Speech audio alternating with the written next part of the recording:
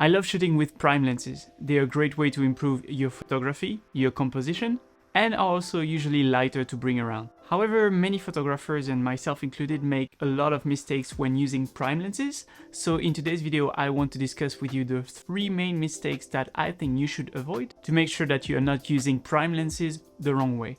When I bought my first prime, which was the XF 35mm f2, I felt that not shooting at f2 was kind of a waste of money. At that time, I was also owning the XF 16-80mm f4 and felt that if I wanted to shoot at f4 or more, I would be better off using the 16-80mm f4. However, this is completely wrong. It's not because you can shoot at f2 or f1.4 on a lens that you should. The choice of your aperture completely depends on what you want to achieve, the depth of field that you want, how much of the subject or the scene you want in focus, and it should not depend based on the lens that you're using. If you're shooting, let's say, product photography and you want the whole product in focus, it might be a good idea to close down your aperture. That's also true for portrait photography. If you're in studio and want your subject to be in focus, it doesn't make sense to shoot at f2 or f2.8 or even higher. It's not because your prime lens can go at f1 that you should go at f1. One more thing that is important to know is that each lens has a sweet spot at which it produces the greatest images. This spot is usually not when it's wide open in terms of aperture. So shooting wide open just because you can and not because you want it or need it can actually limit the quality of the images that you produce. So next time you shoot with your prime lens, make sure that you do not shoot wide open just because you can, but make a conscious choice about it.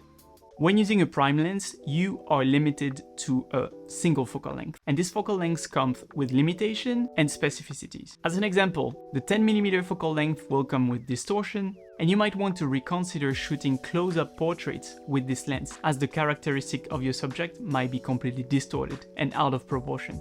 On the other hand, the 200mm focal length comes with compression. Now this might be great depending on what you want to achieve, or it might not work in other cases. If you do not understand the specificities of your focal length, you might end up in some effects in your composition that goes against what you want to achieve. So next time you shoot with a given prime, make sure that you consciously make efforts to understand what are its specificities, and there is no real secret to get better at that, but repetition. Keep shooting and looking at your images. This will help you understand what are the specificities of a given prime lens and its focal length, and overall improve your skill as a photographer. If you use a prime lens, stop thinking about the other prime lenses that you have in your bag. The best way to use a prime lens is on its own. If you are constantly thinking about the other lenses that you have and how they can be better for this or that composition, you will end up spending more time changing lenses, going through your camera bag, and missing shots than actually taking shots and thinking about compositions.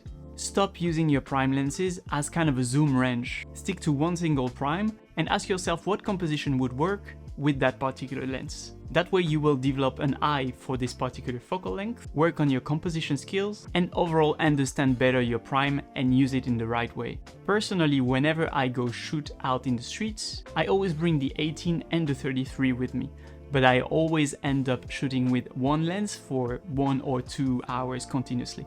By doing so, I basically improve my eye for particular focal length, and I'm now very comfortable shooting with those particular primes.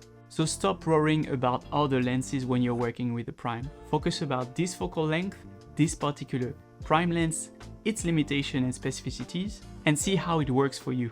Alright, so mastering your prime lens is important to create great images, but mastering exposure is as important. If you want to know how to master your exposure on your Fujifilm camera, then check out this video right here where I give you a complete guide to do that.